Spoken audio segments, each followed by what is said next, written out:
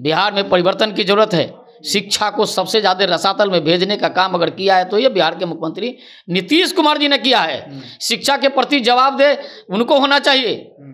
एक इंजीनियर मुख्यमंत्री, और हम लोग जो काम किया उसको श्रेय आप लेते हैं। शिक्षा को चौपट किया उसका श्रेय कौन लेगा? ये शिक्षा के घोटालेबाज पुराने से लोग हैं। उस समय के मंत्री को जेल जाना पड़ा था। मुख्यमंत्री लालू जी भी भ्रष्टाचार में जेल गए थे। ये पूरा जेल से चलने वाली, जेल और बेल की सरकार से और क्या उम्मीद कर सकते हैं आप? किस प्रकार के रिजल्ट आए? जो रिजल्ट आया है उसमें बीपीएससी से पास किया हुआ व्यक्ति को प्रधानाध्यापक लिखने नहीं आता है। ये तो हद हो गई। बीपीएससी से अगर कोई पास करता है उसको प्रधानाध्यापक नहीं आता है लिखने, तो आखिर किस प्रकार की परीक्षा है? कौन परीक्षा लेने वाले लोग हैं? तो शिक्षा विभाग का तो भगवान मालिक है। शिक्षा की बिहार में अगर सबसे खराब स्थिति है तो वो कानून व्यवस्था और शिक्षा की व्यवस्था का है।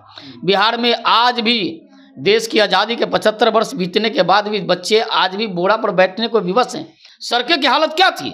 सड़कों को सुधारने का काम किया, पुल पुलिया सब जितने अच्छे काम है कहते हैं हमने किया। तो ये शिक्षा को नहीं, मॉडल उनका क्या है? तो मॉडल शिक्षा का मॉडल नहीं था। एक पढ़ा लिखा इंजीनियर व्यक्ति क्या शिक्षा के प्रति, वहाँ के जो अधिकारी हैं वो कह रहे हैं कि ये संज्ञान बाहर के जो लोग हैं यानी कि उच्च स्तरीय जो कमेटी है वो लेगी, या फिर एफिलिएशन की जो मांग है, क्योंकि विद्यालय का एफिलिएशन भी चाहिए होता है, तो एफिलिएशन भी नहीं मिल रहा है और अभी एफिलिएशन प्रोसेस में है।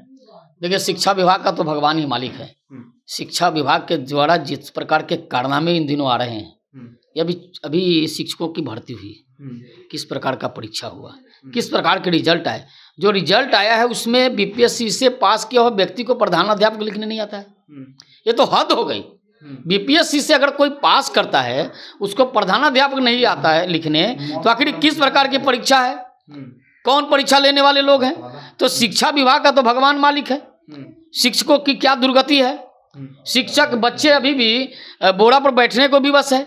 शिक्षा की बिहार में अगर सबसे खराब स्थिति है तो वो कानून व्यवस्था और शिक्षा की व्यवस्था का है। बिहार में आज भी देश की आज़ादी के 75 वर्ष बीतने के बाद भी बच्चे आज भी बोरा पर बैठने को विवश हैं। शिक्षा विभाग को कौन चला रहा है? ये माफिया लोग चला। सरकार में रहे हैं ना, तब फिर बोरा से बेंच क्यों नहीं आता? आपको पता होना चाहिए। हम लोगों ने कई बार आग्रह किया था बिहार के मुख्यमंत्री जी से कि शिक्षा विभाग को हमको दे दीजिए। सड़कें की हालत क्या थी? सड़कों को सुधारने का काम किया, पुल पुलिया सब जितने अच्छे काम है कहते हैं हमने किया। तो ये शिक्षा को नहीं, मॉडल उनका क्या है? तो मॉडल शिक्षा का मॉडल नहीं था।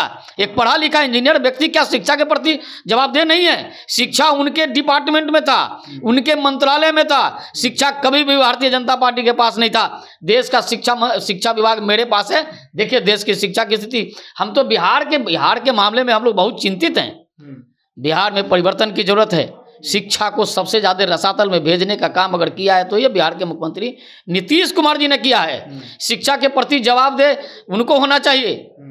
एक इंजीनियर मुख्यमंत्री, और हम लोग जो काम किया उसको श्रेय आप लेते हैं। शिक्षा को चौपट किया उसका श्रेय कौन लेगा? किस प्रकार की परीक्षा हो रही है बिहार में? और शिक्षा माफिया ईडी के जमीन पर कब्जा कर रहा है। ये तो और हद हो गई। एक अपराधी शिक्षा को चलाने के लिए उसको मिला है, ईडी के जमीन पर कब्जा कर रहा है। पता न जाने तो एक मामला भी आया है, कितने सरकारी जमीन पर कब्जा किया होगा ऐसे लोग। तो यहाँ बालू माफिया, शराब माफिया, गांजा माफिया, तस्करी, ये सब जो तस्कर है, हीरोइन चरस बेचने वाली सब सरकार में बैठे लोग हैं। ये शिक्षा को बर्बाद करने वाले लोग भी इसी सरकार में बैठे लोग हैं। इन्हीं के राज में इस प्रकार की, आपको पता होना चाहिए लालू जी सरकार में थे, मुख्यमंत्री हुआ करते थे। उस समय के तत्कालीन शिक्षा मंत्री और उस समय के अध्यक्ष को जेल जाना पड़ा था। ये शिक्षा के घोटालेबाज पुराने से लोग हैं। उस समय के मंत्री को जेल जाना पड़ा था।